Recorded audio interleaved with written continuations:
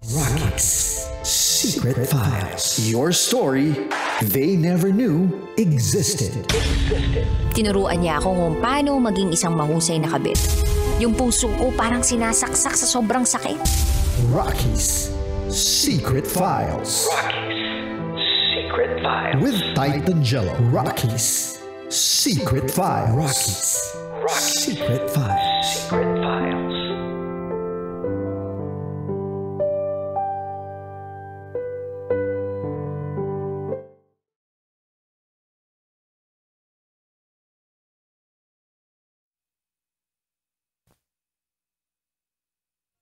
We're back again mga kabisyo, Luzon, Visayas, Mindanao, Metro at Mega Manila sa lahat po ng mga nakatutok sa atin ngayon sa 90.7 Love Radio. Kasama nyo pa rin ang titindig sa mga pinaglalaban ninyo, DJ Titan Jello. Mga kabisyo, babasahin na po natin ngayong gabi na to ang mga komento ng ating kabisyo na napakinggan ng storya ni Kat sa Secret File. Si Kat na merong 7 years na relationship sa isang kamote na lalaki. Paselos-selos, sobrang higpit, ni ayaw man lang mabigyan ng pagkakataon na mangilala itong si Kat sa ibang tao. Kaya basahin na muna natin ang mga komento ng ating kabisyo. Sabi ni Gab,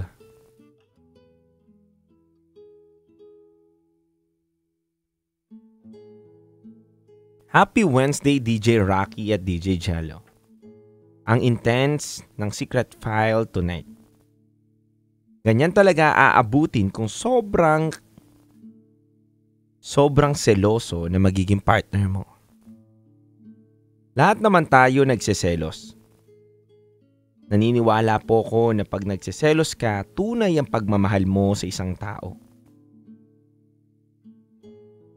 Dahil siya lang ang gusto mo.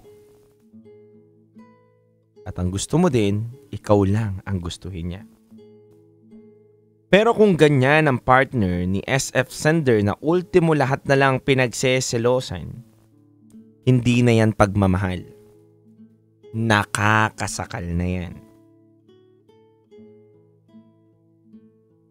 Pwede natin siyang tawagin na borderline obsessed. Tapos, ginagawa rin naman pala niya na mag-chat sa iba at sobrang hypocrite.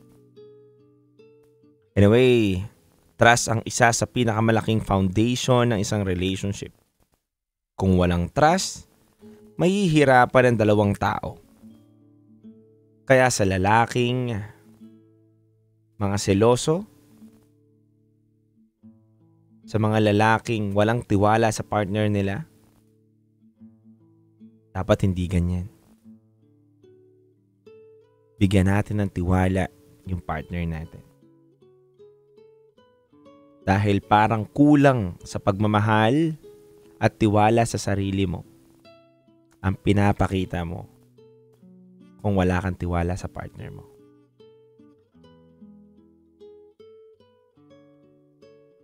At yan lamang po kabisyo, ako po si Gab. Sabi naman dito ni Joe Vertudaso, Idol, nakarelate ako kasi noon may textmate ako na naging kami almost 1 year na may away at selosan. Pero hindi kami nagtagal. Naghiwalay din kami. Shoutout po sa Bulacan Overdrive at sa lahat ng mga kasama po ngayon ni Jobert Vertudaso.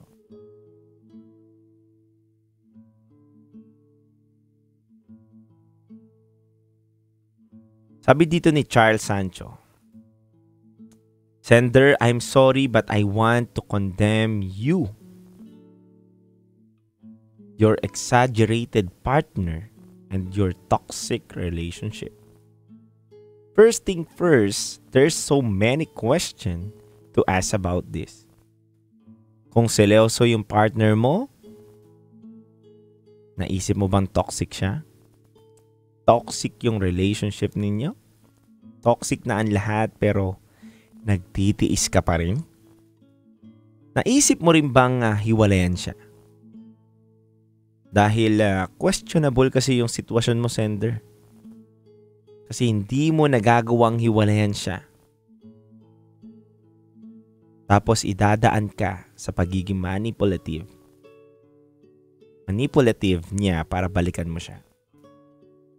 Tapos itong, sorry for the word, pero itong GAGO na to, na lalaki na to, ang unfair. Wow. Just wow talaga. Nahuli mo na nga, Kat, pumapalusot pa. Wala lang yun. Do I give a damn about your excuses? Saka isa pa to si sender eh. Bitin yung story mo. Sana may part 2. Sana andun na yung part na hihiwalayan mo na siya. Kakasuhan mo ng vowsy at ipapablatter mo siya. Kasi hindi sapat ang pagtitiis kung nasasakal ka na. Not only for you, sender, but for those women na nagtitiis sa abusive guys na ang dinadahilan mahal nila. Can you please stop? Too much na eh. Hindi na nakakalalaki.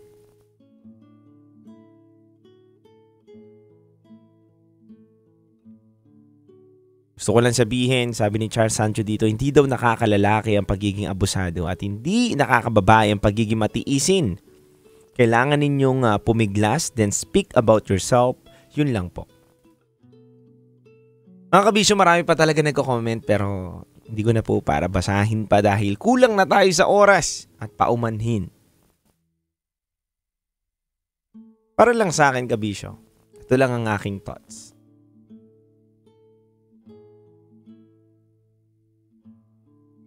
Una muna sa lalaki. Alam nyo, kung hindi nyo kayang mahalin ng totoo ang partner ninyo, mas mabuti na lang na sabihin nyo sa harapan niya o mismo sa kanya na maghiwalay na kayo. Kaysa naman pahirapan ninyo, manipulahin ninyo yung mga sitwasyon niya na kunwari nagkikare ka sa kanya pero minamanipula mo lang yung emosyon niya at yung mga bagay-bagay na dapat hindi niya mabunyag para sa'yo. Para dun sa lalaki kay Kamote Boy, takot ka sa sarili mong multo, boy.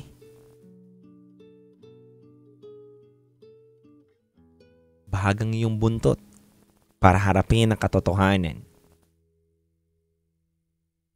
na kaya ka nagsiselos sa ibang tao. Hindi dahil mahal mo yung tao na yan. Hindi ka rin obsessed.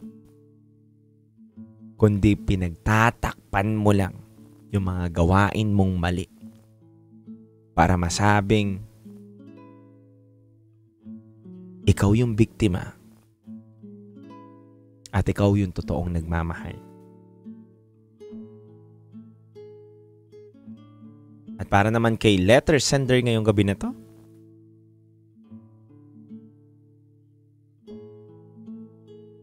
mahirap, masakit man yung pagdedesisyon na iwanan yung taong minamahal mo. Pero kung sa ikabubuti naman ng sarili mo, mas mabuti nang wala kang karelasyon at masaktan ka ng panandalian na sakit dahil iniwan mo na yung taong minamahal mo. Kesa naman magdusa ka ng habang buhay sa taong minamanipula ka.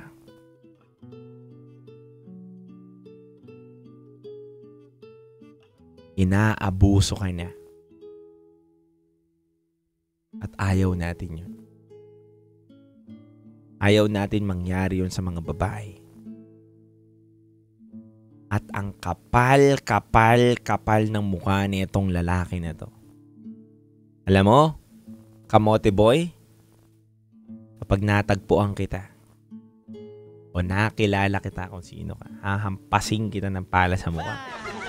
Ganun.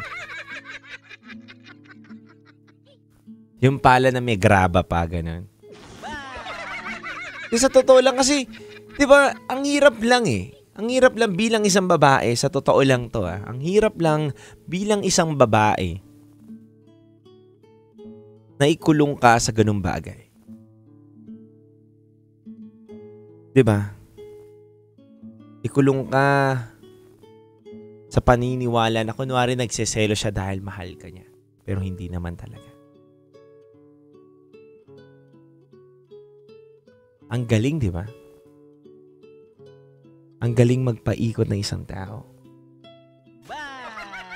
Yan yung mga manipulative, gaslighter na tao. Sobrang kakapal ng pagmumukha. Anyway mga kabisyo, muli ako magbabalik. At kung gusto nyo po magbahagi ng inyong kwento, maaari po kayo magpadala sa aming Gmail account. Gmail account ni DJ Rocketera@gmail.com. At susunod na po ang ating top secret. Maaari na po kayong tumawag sa 0916-529-5595. Kaya mga kabisyo, kasama nyo po ang titindig sa mga pinaglalaban ninyo. DJ Titan Jello.